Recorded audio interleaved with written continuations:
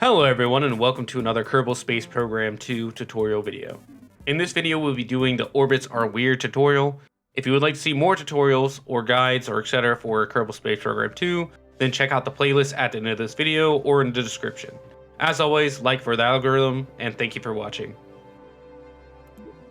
Orbits are weird.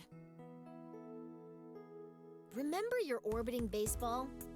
What if you wanted to make its orbit higher?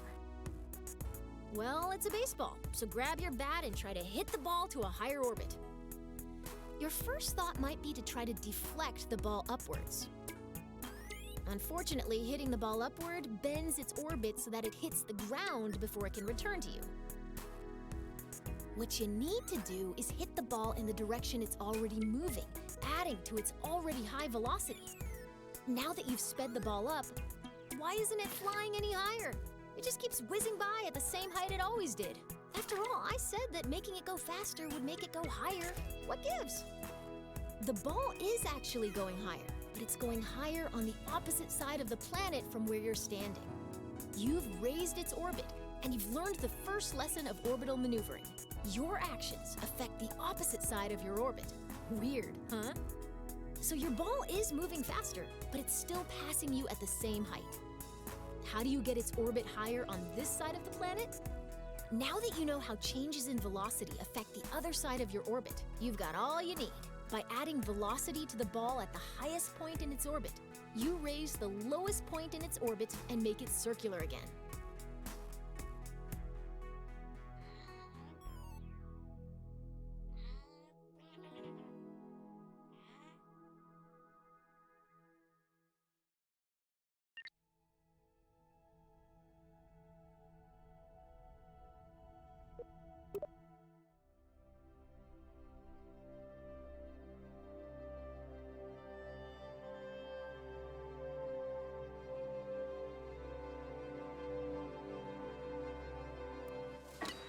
An equatorial orbit is good, but if you want to travel beyond Kerbin, you will need to manipulate your orbit. Let's start with something simple, expanding an orbit. We do that by increasing the value of our apoapsis. Let's get a good view.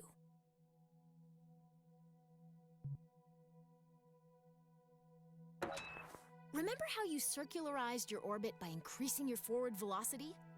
To raise your orbit, you'll just do more of the same. Now that we're pointed the right way, we can increase the throttle and watch our orbit expand.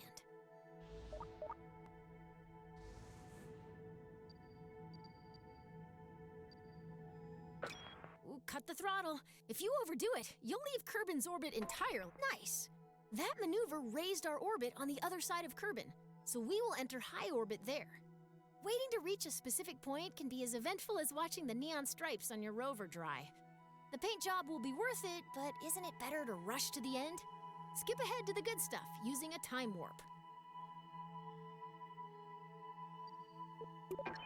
Like I said earlier, the highest point of our orbit is called the apoapsis.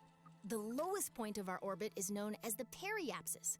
By default, your camera is focused on your vessel, so if you can't see either of these points, adjust your camera.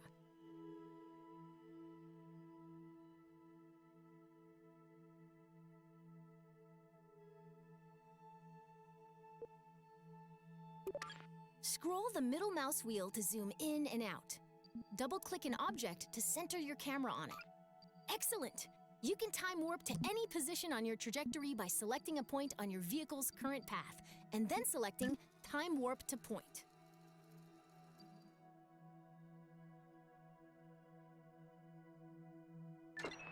Now you're way up in the sky, so high that if you circularize your orbit now, you'll be in high orbit.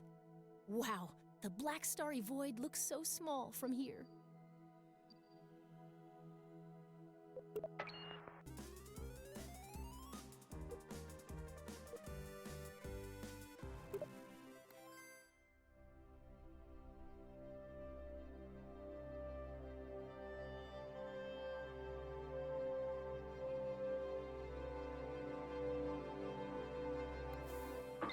From command pods to space probe cores, a lot of critical rocket parts use electric charge.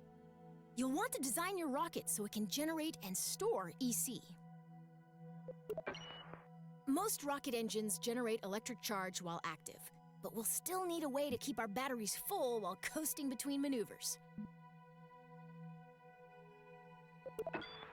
Solar panels convert Kerbals light into EC for our rockets. Small solar panels can just be placed, but large solar panels are delicate and must only be deployed once we're out of the atmosphere. I've equipped this rocket with 2 deployable solar panels. Here's a hand crank. Get to work.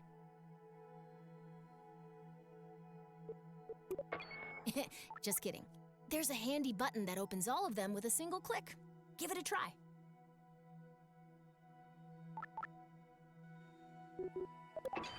Great! The solar panels are now extended.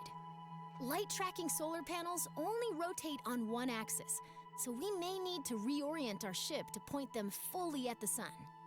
Let's make sure the panels are getting direct sunlight by rolling our ship a little bit.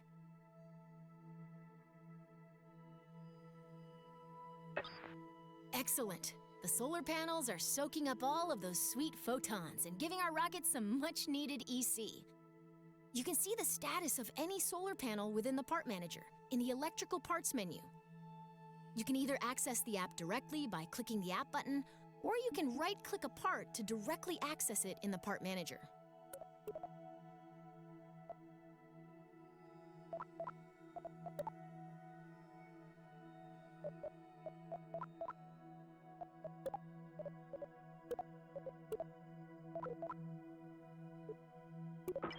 Getting EC is one thing, and storing it is another.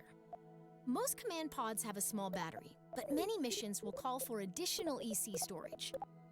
When we're traveling far from the sun or going to the dark side of a planet, more batteries means more peace of mind.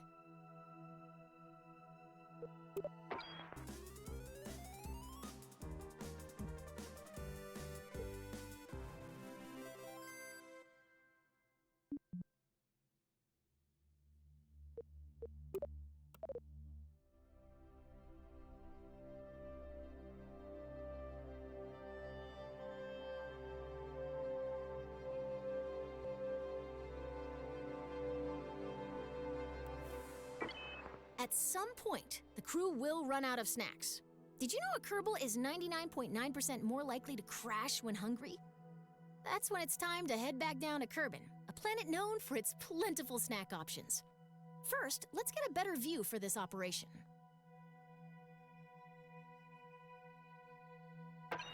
Remember how we burned prograde to raise our orbit? To lower our orbit, we burn in the opposite direction, retrograde. SAS can really help us out here, so let's turn that on.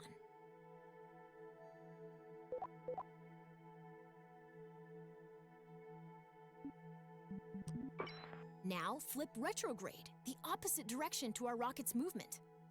When we get into position to fire our engine backwards, all right, the rocket is aligned to retrograde. Increase the throttle and burn until our trajectory is just past the atmosphere. As we decelerate, watch what's happening to our periapsis. Once it enters the atmosphere, this rocket is on a path back to the ground. Don't ease off the throttle yet, though.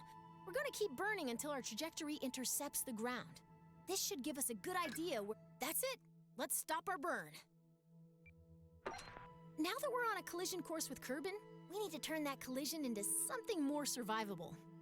This process of crashing without dying is called landing. Our upcoming stage will activate a decoupler, dropping the engine and exposing a very important heat shield. Why don't you do that now? Great! We're on our way down and our heat shield is exposed. Have you ever wondered what a marshmallow feels like when it catches on fire? You're about to find out!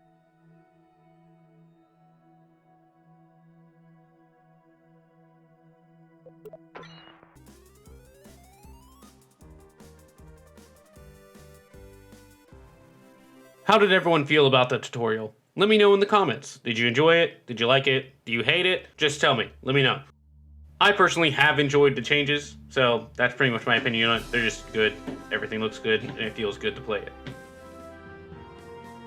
As always, if you enjoyed the video, please like to help the algorithm, and subscribe to the channel for more guides, videos, tutorials, and etc. Thanks again for watching.